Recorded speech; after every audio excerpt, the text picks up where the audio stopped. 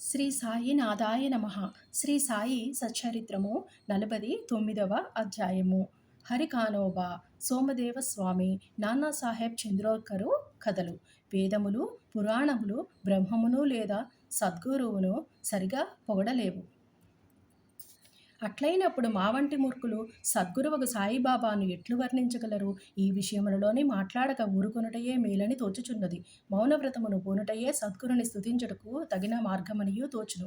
కానీ సాయిబాబా సుగుణములను చూచినచో మా వ్రతమును మరచి మమ్మల్ని మాట్లాడినట్లు ప్రేరేపించును. మన స్నేహితులు గాని బంధువులు గాని మనతో లేకున్నచో మంచి పిండి వంటలు కూడా రుచింపవు. కానీ వారు మనతో ఉన్నచో ఆ పిండి వంటలు మరింత రుచికరమగును. సాయి లీలామృతము కూడా అట్టిదే. దీనిని మనం ఒంటరిగా తినలేము. స్నేహితులు బంధువులు కలిసినచో చాలా బాగుగా నుండును. ఈ కథలను సాయిబాబా ప్రేరేపించి వారి ఇష్టానుసారం మాచే వ్రాయించెదరు. వారికి సర్వస్య శరణాగతి యొనర్చి వారి యందే ధ్యానము నిలుపుట మా కర్తవ్యము. తీర్థయాత్ర, వ్రతము, త్యాగము, దానముల కంటే తపస్సు చేయుట గొప్ప. హరిని పూజించుట తపస్సు కంటే మేలు. సద్గురుని ధ్యానించుట అన్నింటికంటే మేలైనది. కాబట్టి మనము సాయినామమును నోటితోని పలుకుచు వారి పలుకులను మననము చేయుచు వారి ఆకారమును మనసున భావించుకొనుచు వారిపై హృదయపూర్వకమగు ప్రేమతోని వారి కొరకే సమస్త కార్యములను చేయుచుండవలయును. సంసార బంధము నుంచి తప్పించుకొనుటకు దీనికి మించిన సాధనము లేదు. పైన వివరింపబడిన ప్రకారము మన కర్తవ్యము మనము చేయగలిగినచో సాయి తప్పనిసరిగా మనకు సహాయము చేయును, తుదకు మోక్షమునిచ్చును. ఇక ఈ అధ్యాయములోని కథల వైపు మరలెదము.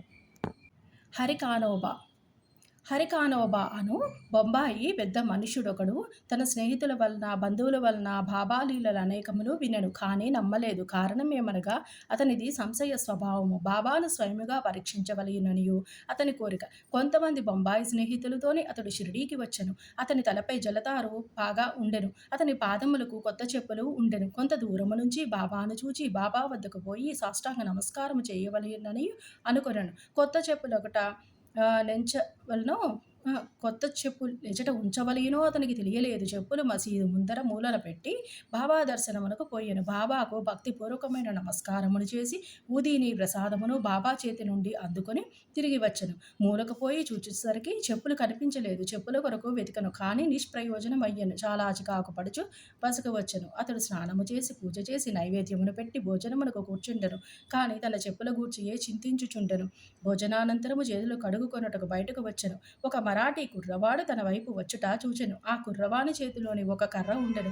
దాని చివరన కొత్త చెప్పుల జత వ్రేళ్లాడుచుండెను. చేతులు కడుగుకొనుటకు బయటకు వచ్చిన వారితోని అతడు బాబా తనను పంపెననియు వీధిలోని హరికా బేటా జరీకా ఫేటా అని అరచమనియు చెప్పెనన్నాను.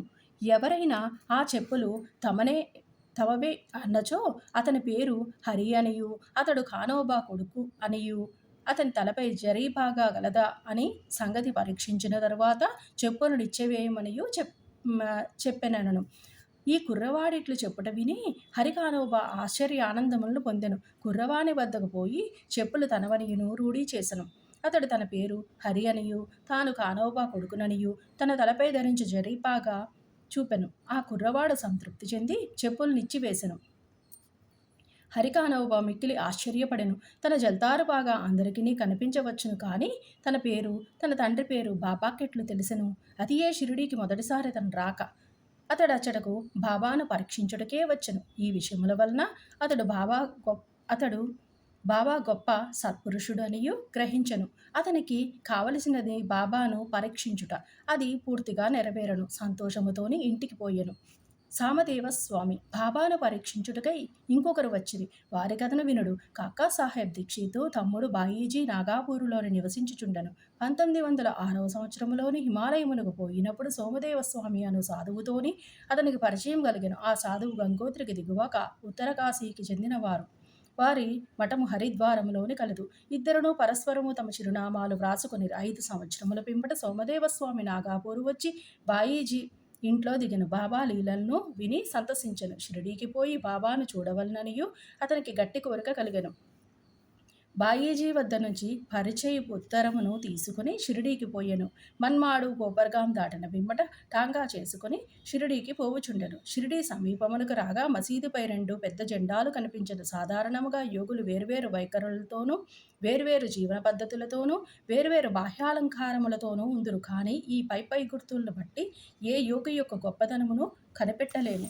సోమదేవస్వామి ఇదంతయును వేరే పందాగాను తోచెను. రెండు పతాకములు ఎగురుట చూడగానే తనలో తాను ఈ యోగి జెండాల ఎందేలా మక్కువ చూపవలెను, అది యోగికి తగినది కాదు. దీనిని బట్టి ఈ యోగి కీర్తి కొరకు పాటుపడుచున్నట్లు తోచుచున్నది అనుకొనను. ఇట్లు ఆలోచించుకుని షిరిడీకి పోవుట మానుకొని నిశ్చయించినట్లు తనతోను ఉన్న ఇతర యాత్రికులకు చెప్పెను. వారతనితోని ఇట్లనిరి, అట్లయినా ఇంత దూరం వచ్చితివేలా? జెండాలను చూచినంతలోనే నీ మనసు చికాకు పడినచోని షిరిడీలోని రథము, పల్లకి, గుర్రము మొదలగు బాహ్యాలంకారములు చూచినచోని మరింత చికాకు పొందెదవు. సోమదేవస్వామి గాబరాపడి ఇట్లనడు, గుర్రములతోనూ పల్లకీలతోనూ జట్కాలతోనూ గల సాధువులను నేనెచ్చటనూ చూచి ఉండలేదు. అట్టి సాధువులను చూచుట కంటే తిరిగిపోవుటయే మేలు అనెను. ఇట్లనుచు తిరుగు ప్రయాణమునకు సిద్ధమయ్యెను. తక్కిన తోటి ప్రయాణికులు అతనిని తన ప్రయత్నమును మాని షిరిడీలోనికి పొమ్మనిరి. అట్టి వక్రాలోచనలను మానుకొనమని అనిరి. బాబా ఆ జెండాలను కాని, తక్కిన వస్తువులు గాని, ఆడంబరములు గాని, కీర్తిని గాని లక్ష్య పెట్టని వారని చెప్పిరి. అవన్నీయును అలంకరించిన వారు బాబా భక్తులే కాని ఆయనకేమీ అవసరము గాని సంబంధము గాని లేదనిరి. వారి భక్తి ప్రేమల కొలది వారు వాటిని కూర్చిరని చెప్పిరి. తుట్టతుదుగ ప్రయాణము సాగించి షిరిడీకి పోయి సాయిబాబాను చూచినట్లు చేసిరి. సోమదేవస్వామి మసీదు దిగువ నుంచి బాబాను దర్శించగానే అతని మనసు కరిగెను. అతని కండ్లు నీటితోనే నిండెను. గొంతుకు ఆర్చుకొని పోయెను. అతని కుంటి ఆలోచనలన్నీయును అడుగంటిపోయెను.